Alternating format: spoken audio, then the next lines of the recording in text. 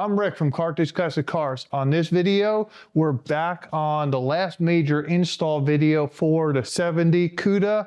You can see we're gonna install the roof. Technically, I've already been test fitting it. I have most of the roof prep right now, so we'll start the video on how I prepped it. And to this point, we're gonna go ahead and Megan and I are gonna pull the roof off right now because we're gonna have to weld the drip rails on there. So we'll get to the process, how we come up to this point. What we're doing right now is before we weld in the drip rails, we just wanna make sure everything on the roof fits. And there's just a couple minor things that I'm gonna have to end up modifying, like these edges right here. I'll put a couple little slices in them. And then I know when we come back around this B pillar, we're gonna just have to sink it in a little bit with some screws. Again, the other side fits really good, but besides that, curvature and everything is really looking good for initial fitment. So really, let's get to this roof install. Let's get right to the work, and then we'll come back through for some closing videos, but really excited to see the car come together. So let's get to it.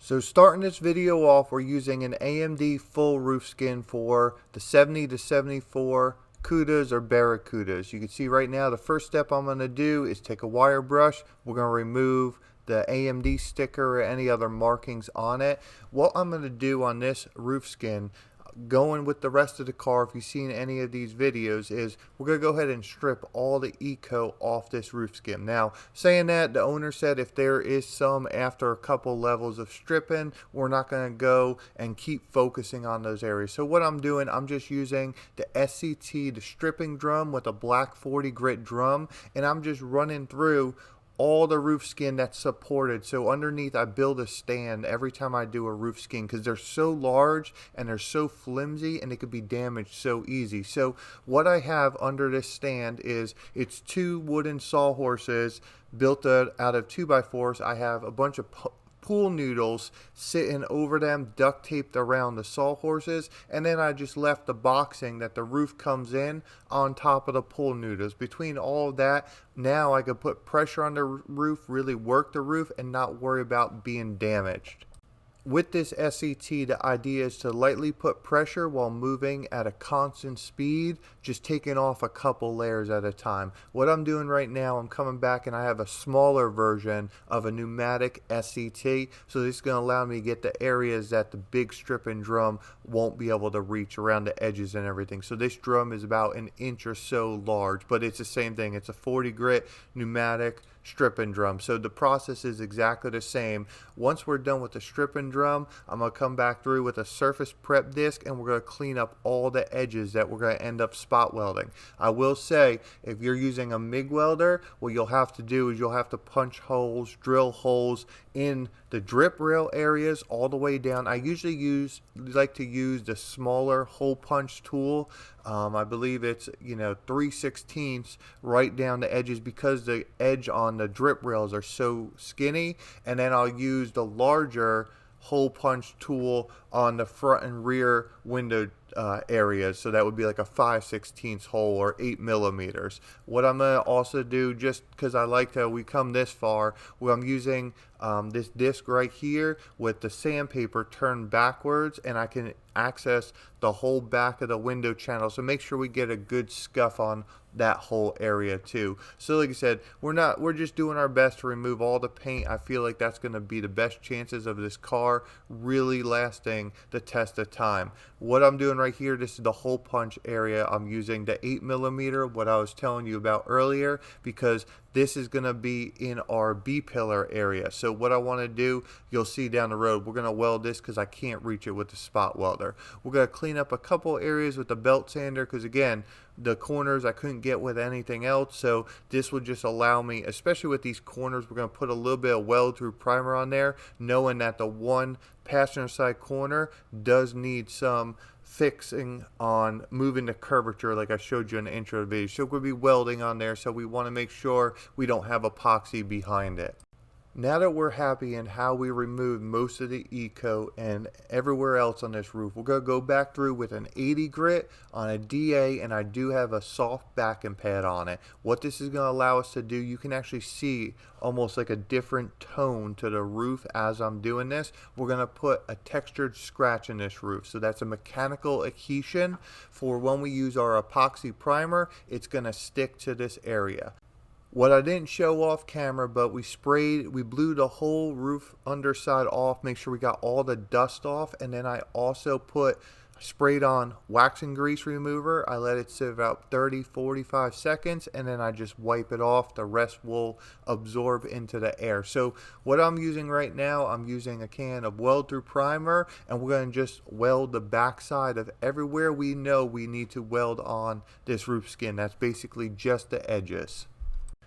As you can see while that's drying, the roof drip rail doesn't match the exact curvature of the inner structure of the Cuda. This isn't a huge deal, but again, I have a shrinker stretcher. We're going to go through and just fine tune this just so we really just dial in the roof curvature. And looking at this car, it flows perfect with the inner structure and everything else. And then we're not creating binds in the roof. When you do that, you try to it starts getting high spots here or there, and they're ever so slightly, you only see in the bodywork. But what we want this roof to come down one solid piece, and we want everything to fit perfect, and using the shrinker stretcher will really help you. We're going to go ahead and punch out our holes for our drip rails. This will allow us to MIG weld them to the roof. We're just going to prep them so when we install them on the car and we're happy with where they finally fit, they're on there permanently. So same thing, I'm using the smaller hole punch on this one just because they back up a little bit. Again, we have so many of them, I'm not worried about, the 3/16 hole and I put my heat up that it's going to come off.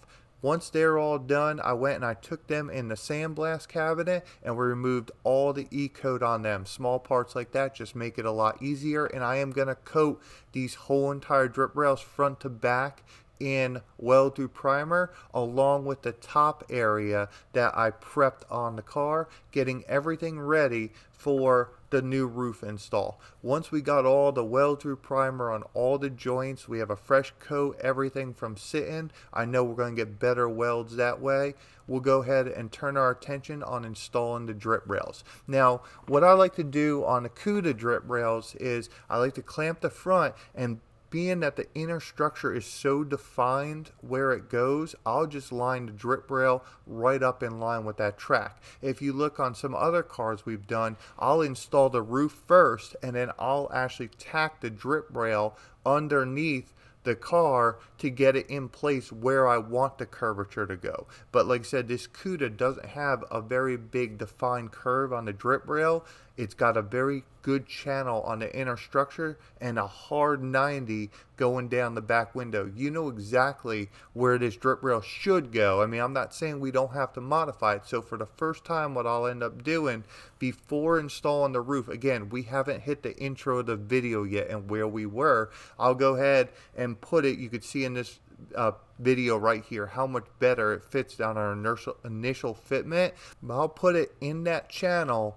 We'll screw the front and the back together, or clamp the front, screw the back, and then what you'll have to do, you'll come back through with a bunch of screws and you'll have to just make sure everything's cinched down, because you could see in the video right now how just pushing it down all the way and pulling it into the inner structure, how it's changing that drip rail angle. It actually flattens it out. What that's going to allow your roof to do is sit down. If it's curved, that's going to try to bind the roof a little bit as you're clamping it. So again, what we're trying to do here is once we get these drip rails in here, I'm hoping if everything's good and we've done enough of these things, we don't have to remove these drip rails. We'll go right to the welding part. Now, we're also not as committed as we are in welding. If we do put on the roof and it, an extra 10 minutes of work, and we find out something doesn't fit right, we could come back through and just readdress it, and all we are left with was some screw holes. For time's sake and repetitiveness of the video, putting the roof on and off a bunch of times, you really only want to see the process once, and we'll save that for down the road. What we ended up doing was we had the roof skin installed That was the intro of the video you saw. So we made our notes on the roof. We verified what fits, what needs a little bit of adjustment here and there. But all in all, the roof skin, for as much work as this car had and everything else, and really all these panels, everything is fitting really well. So then, now that everything fit really well, we put our notes, we removed the roof skin, we set it back off on our stand on the side, and then you could see right here, I came back through with the MIG welder. We have completely welded in the passenger side drip rail. You know, we went through all the MIG holes and the spots on them, and we'll come back through with a belt sander with 80 grit. Why I use the belt sander, it's just easier to fine tune each exact MIG hole and just get those areas ground down versus just removing metal everywhere else and putting scratches on other things. Saying that, what I'll come back through, you'll see in a little bit, we'll come back through with 80 grit on a roll-lock disc, and we'll just kind of smooth everything out one time and get it prepped. What we're going to do, and you'll see in the future a little bit, we're going to go ahead and put epoxy primer on these areas too. Again, I already told you we're going to epoxy the roof, so realistically, we'll tape up the areas we still have to weld with the spot welder, but we can go ahead and seal the rest off in epoxy. I will say, if you are using epoxy under here and you are going to MIG weld, you're going to have to leave a little bit more area exposed of weld through primer. Heat and epoxy is affected. Heat affects epoxy and will start melting it. So if you're in that area, you're going to have to be about an inch or so away, because we know we can't get back in here once the roof's installed to re-epoxy it. So so what I would do is just back up your weld through primer a little bit further.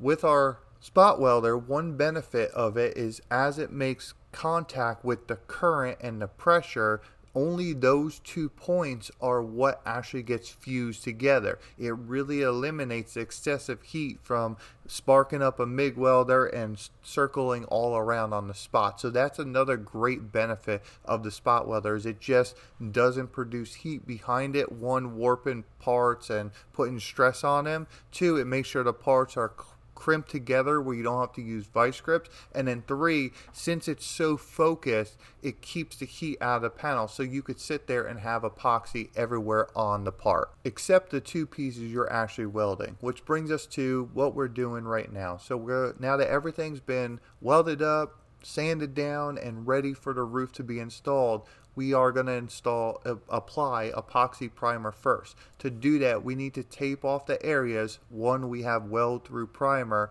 and we don't want the epoxy to stick to. So saying that, you could see there's 2 pieces of tape I just ran also down the center. That's simulating the exact width of that center bow support on the Cuda.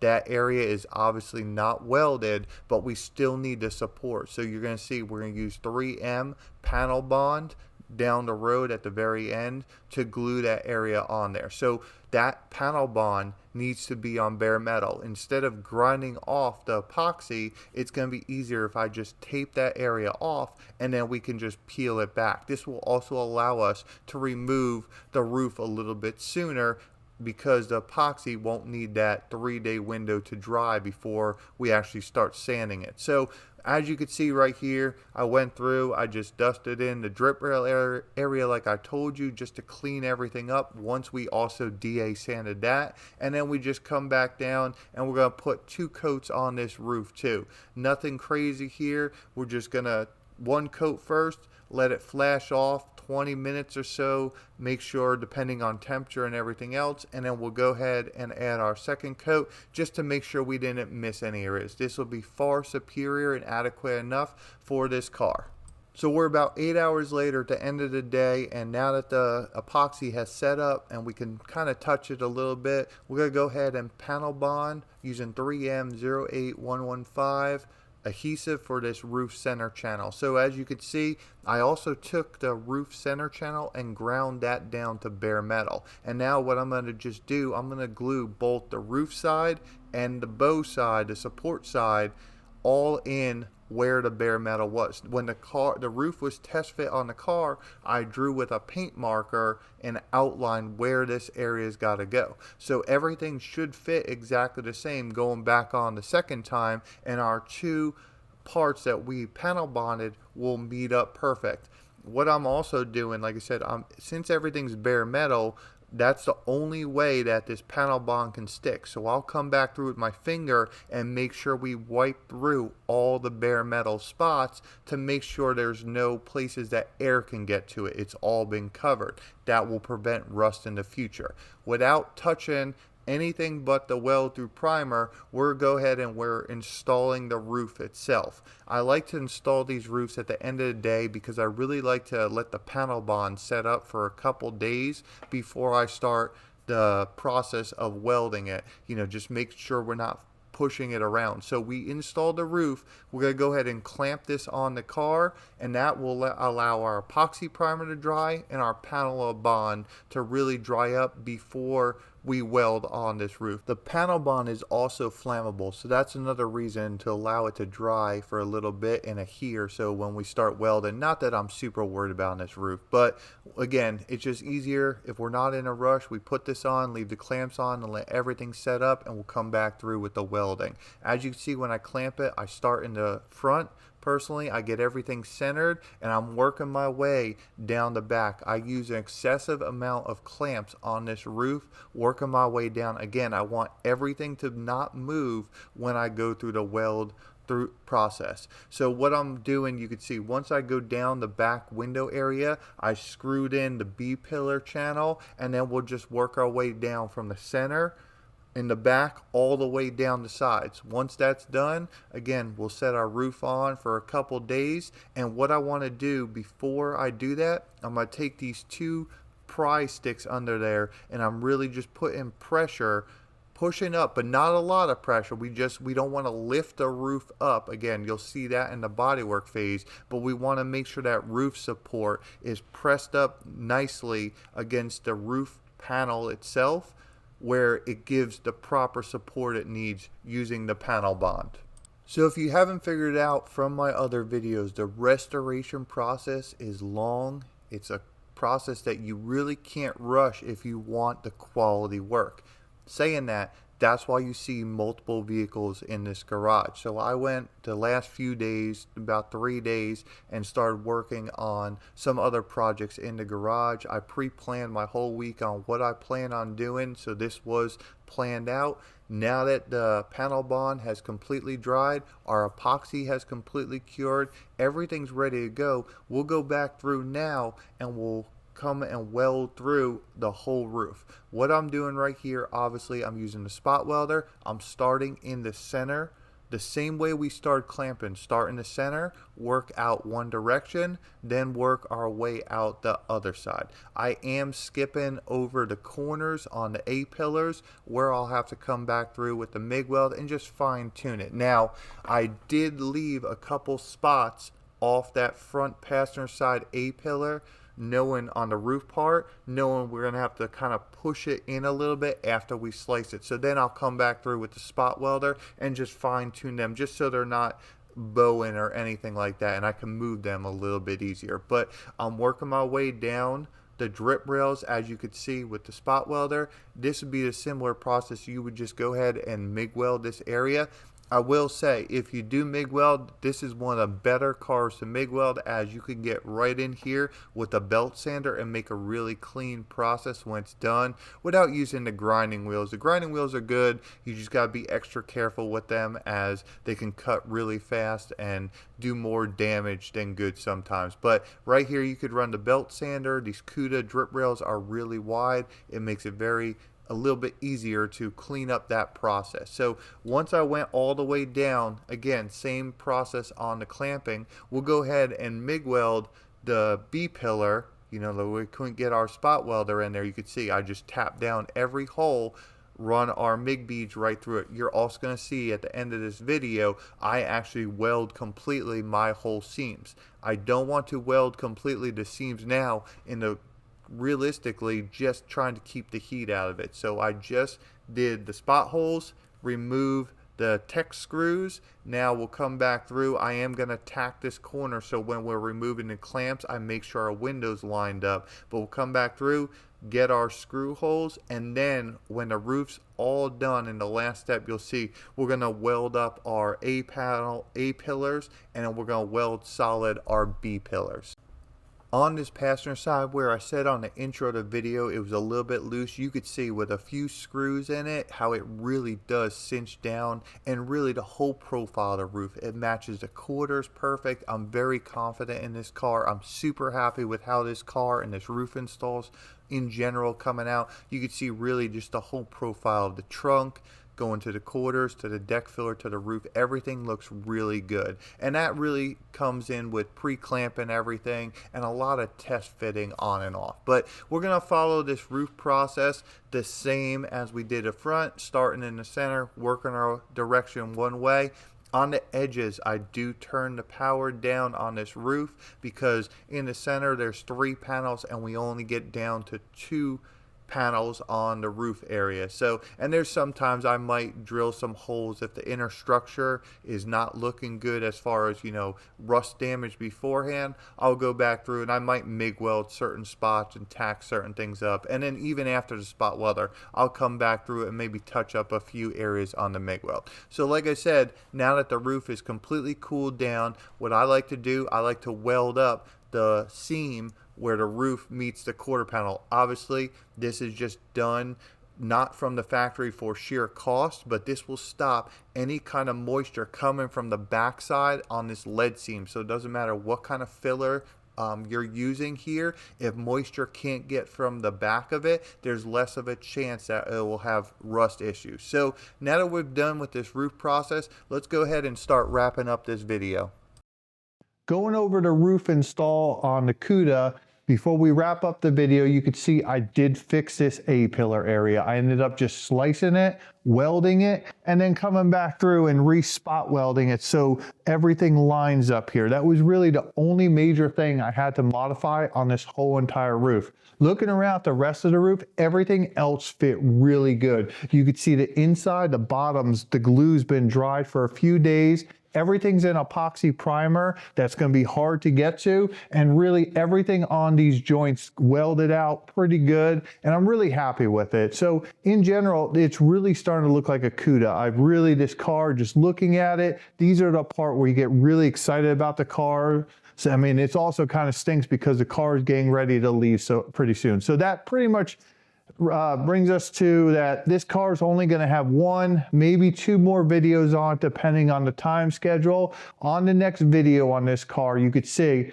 I still don't have primer in some of the lead joints and the roof drip rails and around the seams and everything. That will be on the next video. We're going to get up with the owner. We're going to find out how far he wants to take the gapping. We still didn't put the door strikers in there yet and the door jams. So this car, obviously, in the next video, we'll get the suspension back on it. We have to do the rear valance, that when we pull it off the jig, I'll be able to set my rear valance on there and just verify that all that fits. Like I said, with the gapping on this car, since it doesn't have subframe connectors and everything, what I'm gonna do is I'm gonna lift it off, put the car on its suspension, put the K-member on there, make sure there's no issues. And then as the car's sitting down, that's where I plan on gapping.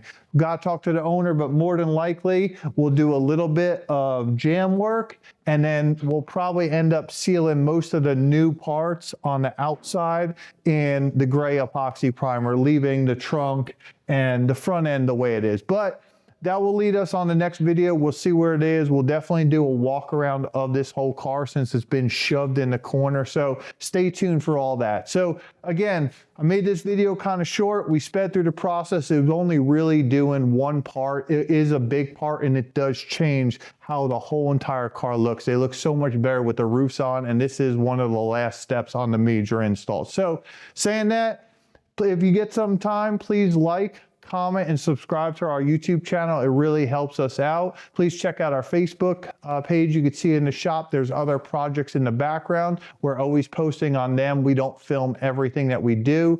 And if you get a chance, go check out my buddy Eddie's charity. He helps kids in need. So it's eddybear.org, where you could donate a stuffed animal, a bear, something to kids. Please, you can mail it to AMD at this address below. And just remember, all items must be new, tag still on it, and unwrapped. So again, thank you very much for supporting that cause. We're getting around to the holiday seasons, and that's really cool that y'all have been helping out with that. So I'm Rick from Carthage Classic Cars. We'll see you on the next video. Take care.